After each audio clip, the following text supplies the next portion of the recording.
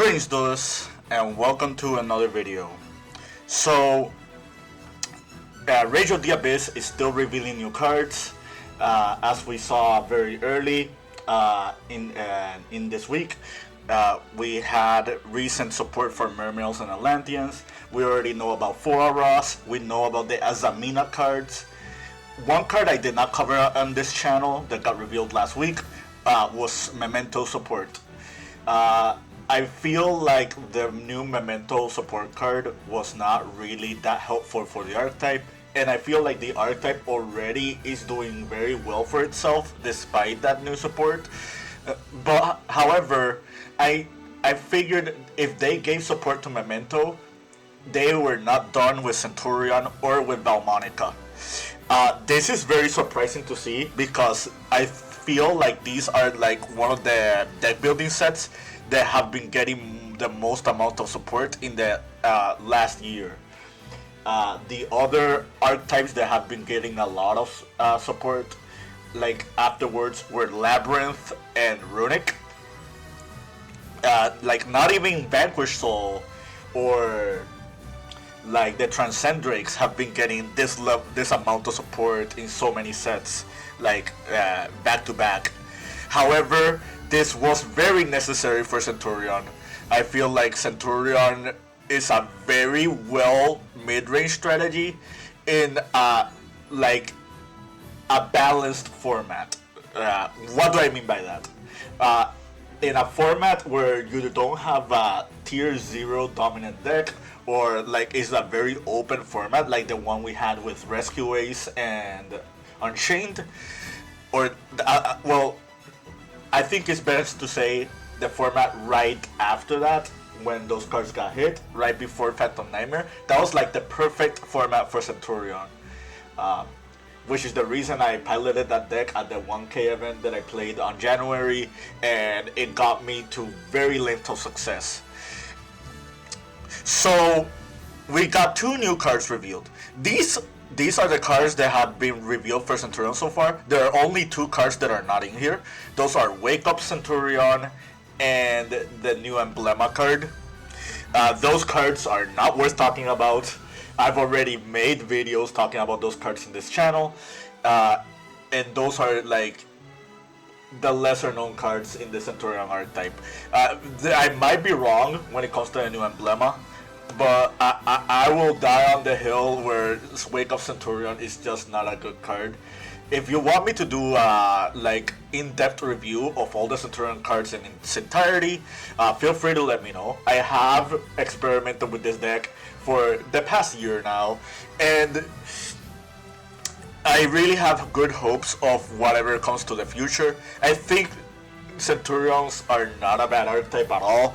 I don't feel like this is a deck that should have many issues with a well-established format, but right now, during Fiendsmith meta, it is not good for Centurion. That being said, let's talk about the 2 new cards. We have 1 main deck monster and 1 synchro monster. We'll start with the main deck monster. This is Centurion Simelia. So this card reads, when your opponent activates a monster effect as chaining 2 or higher, you can activate this effect. The activated effect becomes your opponent places 1 Centurion monster from their face-up field or graveyard in their spell and trap zone as a face-up continuous trap. Also, you cannot special summon Centurion Simelia for the rest of this turn. And then it has the main phase clause that all the Centurions have to special summon themselves. So, I don't like this card, and I'll explain. In a vacuum, it sounds good because it contests against whatever your opponent tries to do to interrupt their plays. Let's say, for example, you're summoning Auxila, and your opponent tries to like chain an Effect Veiler or a Ghost Ogre or a Ghost Mourner to this. If you have Simelia on board, the Simelia is going to like stop all those cards and just substitute the effect for something else, and it is not negation, it is basically substitution, so it does bypass a few things, like even unaffected effects. Like it works very similar to Grapha. However, I feel like this effect is kind of way more because it has to be on a chain link. The other issue that I have with Symelia is that Symelia is mainly good if you're already have a half-established board. This is a win more card. And I feel like in a format that we are at right now, yeah, cards like these are very well telegraphed. This is the reason why people don't like Bestial Boldrake as compared to other Bestial monsters. Is because it's telegraphed interruption. That's not to say that there's no merit on this card. I feel like if we ever enter a format where like all those responsive hand traps are like very common in the format, or if your opponent really just wants to stop your synchros, Symelia being on the board, it could be problematic for them. If we had any card in the game that just spawned Symelia as a quick effect and made it so Symelia could activate its effect on the spot, I would have liked it a lot more. Like, the closest thing we have is the new Monster Reborn card in Infinite Forbidden, and the monster you're reborn with that card cannot activate its effects. So that really doesn't help it there. The reason I'm bringing up that scenario is because this card, well, actually you can't even activate this card at resolution. It's not like, instead of it, this actually does start a chain. So yeah, I'm not a fan of Symelia. That's not to say it's a bad card, it's just that it's very awkward in the current format that we have, and it could have niche applications, but yeah. So let's see the next new card. This is Centurion Primera Bonus. So the materials for this is 1 tuner and 1 non-tuner. This is a spellcaster tuner synchro monster that is level 8. And this card says this special summoned card cannot be destroyed by battle unless it was summoned from the extra deck. The reason that's relevant is because of Centurion Phalanx and because of like other means that can summon the card. Let's continue. You can only use each effect once per turn. If this card is synchro summoned, you can add 1 emblema card from your deck or graveyard to your hand. Then you can destroy 1 card on both players' fields. If a face-up Centurion card you control leaves the field by your opponent's card effect, you can special summon this card from your graveyard. I understood why they made it just synchro summon. I think if they made this card work upon special summon, similar to how Legatia and Auxilia works, this card would have been a little bit too powerful for Centurion. The fact that it can grab any emblema from deck or graveyard is kind of strong. This kind of gives more value to the other emblema card, but 9 times out of 10 you're probably just grabbing Emblema Oath, because Emblema Oath just tutors every card that you want from the deck. I do like that it optionally can pop cards at resolution. It means that when you're going second with this card and summoning this card, you're immediately already applying a pressure to your opponent, and this does not target. So your opponent will be unsure of what you're trying to pop at resolution. Let's say, for example, you're facing against Snake Eye and your opponent has not done the IP spawn with Temple yet, and you end up summoning Primera Bonus. What will end up happening is you'll activate its effect, your opponent will activate Temple in chain, and then at resolution you can pop the IP Masquerena, and then you don't have to worry about that card spawning on the board. Going second, if you're trying to get to this card, I can see the value behind Symelia, because your opponent will try to interrupt you, and Primera Primus or Bonus is just going to like apply pressure to the opponent, which is going to force them to use monster effects as chaining 2 or higher, which will get to the point of Symelia. Again, this is a very fringe situation. and like it won't happen as often, but it is something to note and consider. So what does Primera Primus do for this deck? This is a really big deal because this is our first level 8 synchro that is a Centurion. This immediately gives more value to the super heavy samurai version of Centurion. Now the Wakauchi is a true one card combo that does not need to rely on the entrainment or the synchro stardust in order to get to your Centurion plays. It doesn't need to rely on making Banshee for Trudeia anymore as well.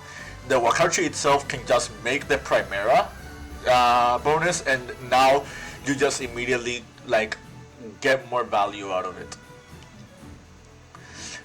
Another engine that is really good in Centurions now, at least the Bestial version, is the Vision Resonator package. I've spoken about this package in the past and how good it was with the Horus cards.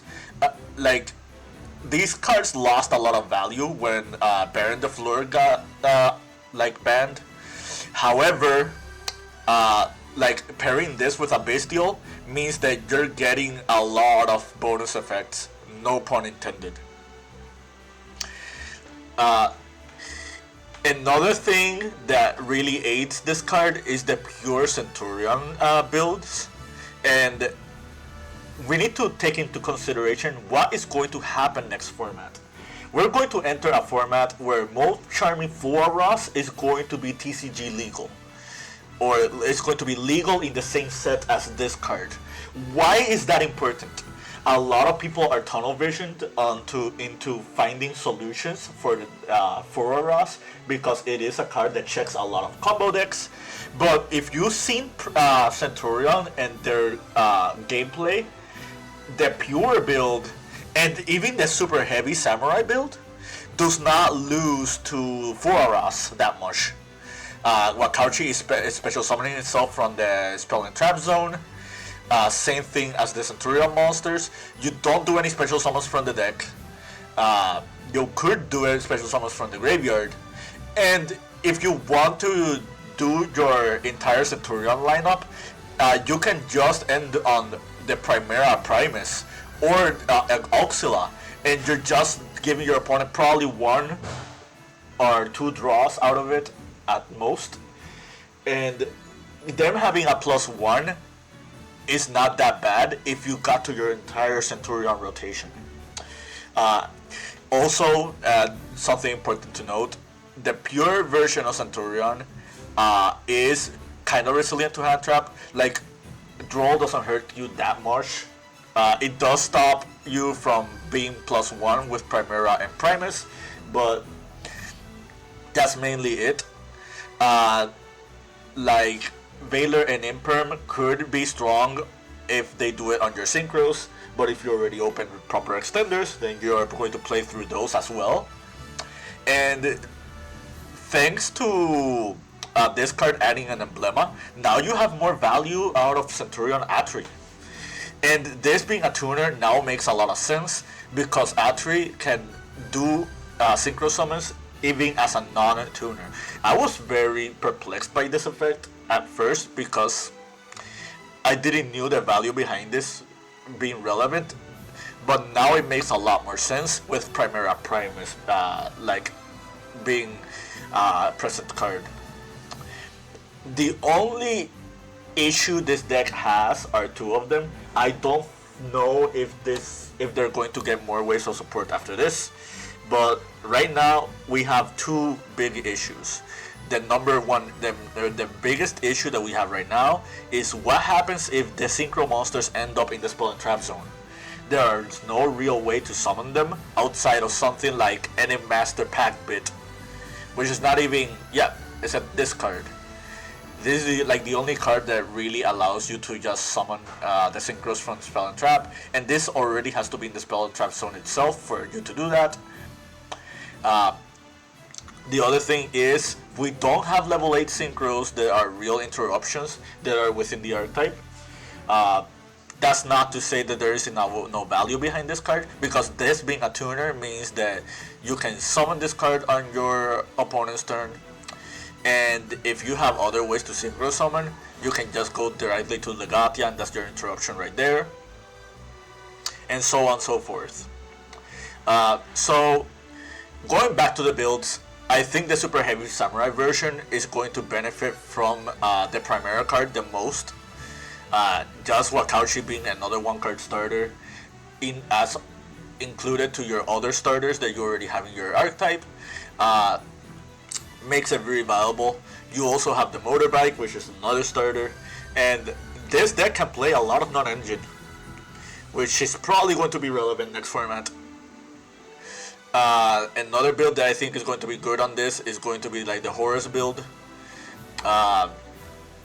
Just having a level 8 synchro pairs well with the Horus cards, because you can make Ultimaya Sulkin, you can make bishbaalken.